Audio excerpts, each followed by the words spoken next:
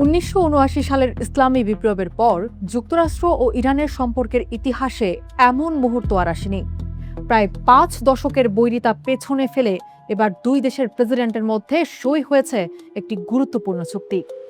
সমর্থকদের চোখে এটি শতাব্দীর সেরা চুক্তি, আর বিরোধীদের মতে এটি শতাব্দীর অভিশাপ। তবে বিতর্ক যাই থাকুক, একটি বিষয় স্পষ্ট হয়ে উঠেছে যে এই সমঝোতা থেকে সবচেয়ে বেশি সুবিধা পেতে যাচ্ছে ইরান। গত বুধবার মার্কিন প্রেসিডেন্ট ডোনাল্ড ট্রাম্প এবং ইরানের প্রেসিডেন্ট মাসুদ পেজেশকিয়ান একটি অন্তর্বর্তীকালীন চুক্তিতে সই করেন। জি7 শীর্ষ সম্মেলনের ফাঁকে ভার্সাই প্রাসাদের সই হওয়া এই চুক্তির মধ্য দিয়ে ৩ মাস ধরে চলা যুদ্ধের আপাত সমাপ্তি ঘটেছে। ১৪ দফার এই সমঝোতায় লেবানন সহ সব ফ্রন্টে যুদ্ধবিরতির মেয়াদ আরও ৬০ দিন বাড়ানো হয়েছে। এই সময়ের মধ্যে পারমাণবিক কর্মসূচি সহ গুরুত্বপূর্ণ ইস্যুগুলোতে স্থায়ী সমাধানের পথ খোঁজার চেষ্টা চলবে।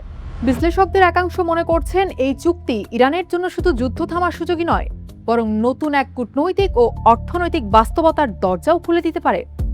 দীর্ঘদিনের নিষেধাজ্ঞার চাপে থাকা দেশটি ধীরে ধীরে অর্থনৈতিক স্বস্তি পেতে পারে, তেল রপ্তানির সুযোগ বাড়তে পারে, পুনর্গঠন তহবিল পাওয়ার সম্ভাবনাও তৈরি হয়েছে।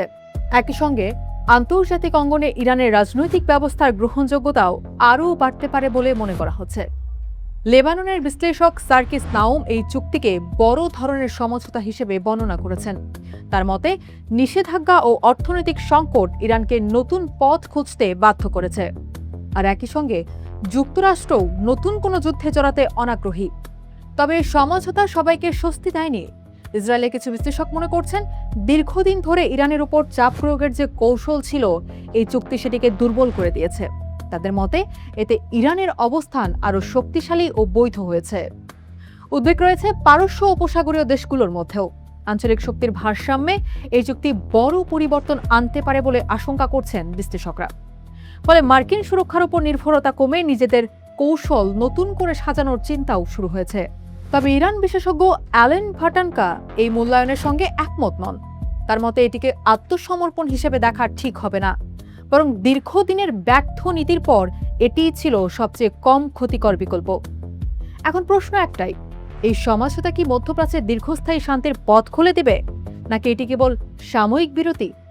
সময়ের সঙ্গেই মিলবে সেই উত্তর।